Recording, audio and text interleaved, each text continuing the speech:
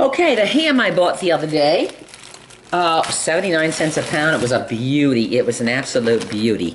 This is the meat that we have left over from the ham. Nice. More meat. Little scraps of meat. And another chunk of meat. Yes, it was a lot of ham for that price. So what I'm going to do is I'm going to cut these pieces of meat, get rid of all the fat, and just have nice little chunks of meat. And then I'm going to, after I clean up all this and get chunks of meat, then I have a choice of, we've been using it in our eggs in the morning. Delicious, delicious. Yum, yum. Been using it in our eggs in the morning with our greens and cheese, eggs, ham, asparagus, broccoli. Now I'm going to make a scalloped potato and ham for my dad. And I'll after I cut all this up, I'll show you how it's going to look. Now, what you want to do when you cut up meat like this, take a chunk at a time. No, take this chunk, okay. Take a chunk, okay? You want to get all the meat out of it that you can without any fat. So, you trim it. Takes a while, but it's okay. Take the fat off there. Nobody likes fat. Okay. And little chunks. And chunks. That's a little too fatty. Get that off of there. Chunks into about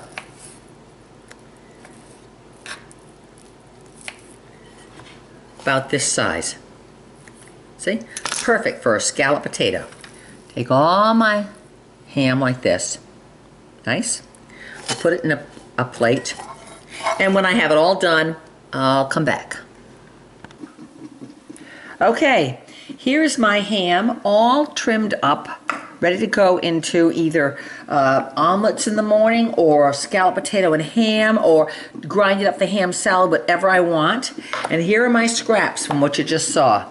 I'm going to go throw these out in the driveway for Mr. Crow. Okay, I have a bag of red potatoes. I'm going to take some of these red potatoes and I'm going to wash them. Wash them and get the little spots out of them. So, for example, I'll take, let's just this one. Yeah, I'll take this one, wash it. Okay, I'm going to leave the skin on it. It's washed, but I have to take out this little eye right here, this little stuff there. Not nice, not nice. I wouldn't want to eat that. I wouldn't want to eat that brown spot. This spot, I don't want to eat that. Otherwise, it looks okay to eat the rest of it. Then I'll take these and I will slice them thin.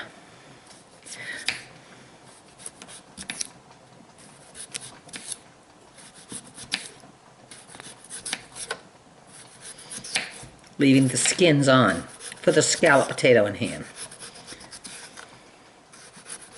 And I will get a bigger knife.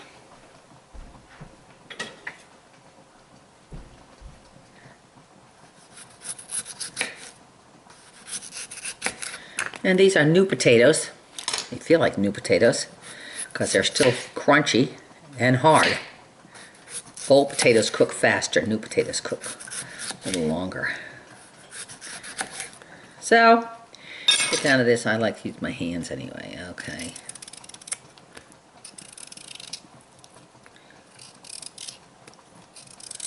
Okay. There's potatoes. I throw them in a bowl. Big bowl. I'm going to put some water in it so they don't turn brown. If they're underwater, potatoes don't turn brown. Not that it matters when it's cooked up in a scalloped potato and ham, but it just keeps them full of water. So, I've got my water.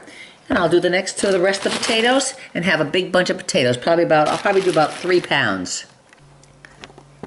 I've also got my potatoes cut up for my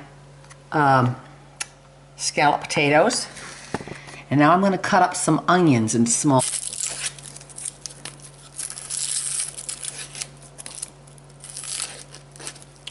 Just get that outer little skin of the onion off there. You don't want to take too much off. You waste your onion. And onions aren't cheap anymore.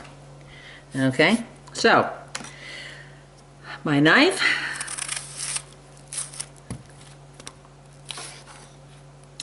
And let me cut this into something. Let's put it in a bowl. A bowl. And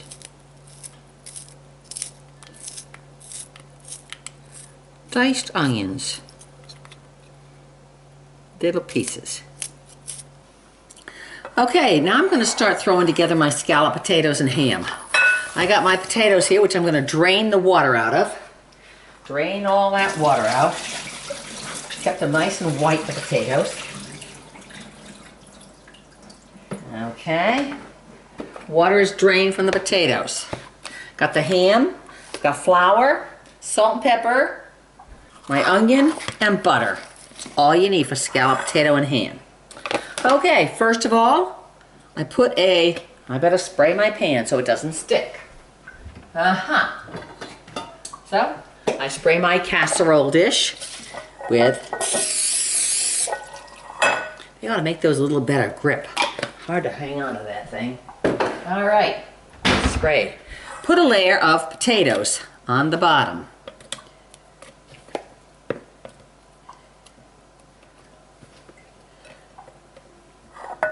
A layer of potatoes. Next, I put a layer of some onion.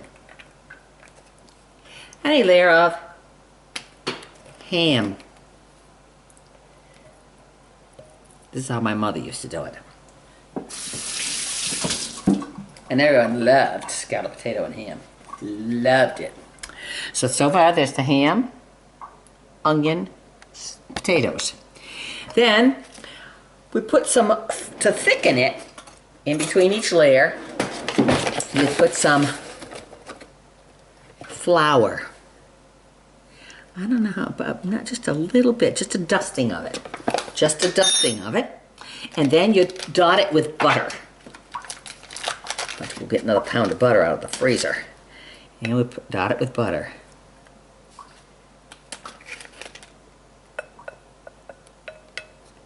Okay. Then we put some salt. I'm using garlic salt because I'm just a garlic saltaholic. Garlic salt, just a little bit of garlic salt, and fresh ground pepper.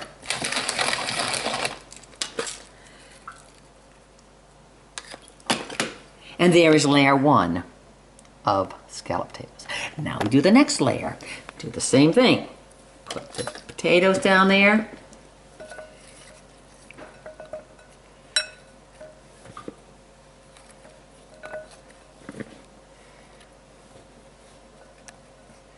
These are going to go in the freezer for my dad. Okay. Potatoes again. Onion again. Ham again. And pepper. A little more than that. Okay. Okay. Little garlic salt. Butter.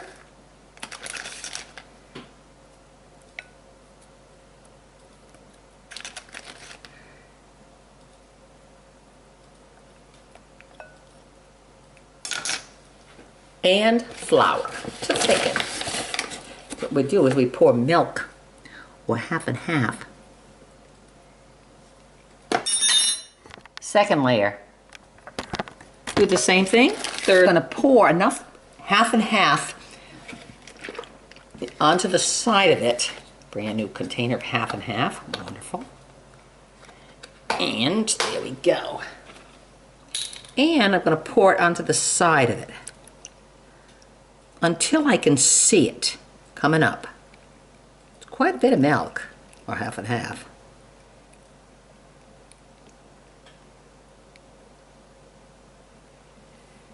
It's about now halfway up the container. Now I'm going to put it in the oven 375 for 45 minutes and see what happens.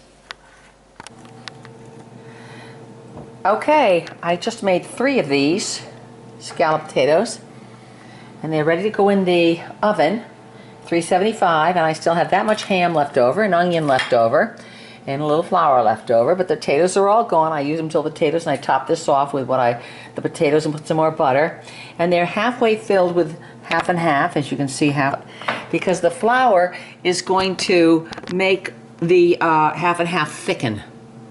So they go in the oven now for Scalloped potatoes just came out of the oven. I added a little bit too much, I would say, a little too much liquid on the big one. See, it's too much liquid. So instead of making it a half full with half and half, make it a third full with half and half. This one came out really nice. As it cools, the liquid will get thicker.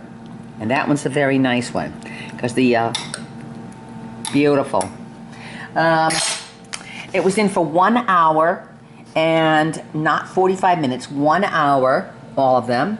And you can tell that they're cooked when you put your fork in and it's tender. That means they're cooked. This is still a little hardish, but that's okay. It's going to cook as it sits there, and this is done.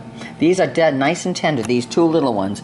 This one could go on another 15 minutes. In fact, I think I'm going to put it in the oven for another 15 minutes. That's a great idea. I'm glad you suggested that. So there it is.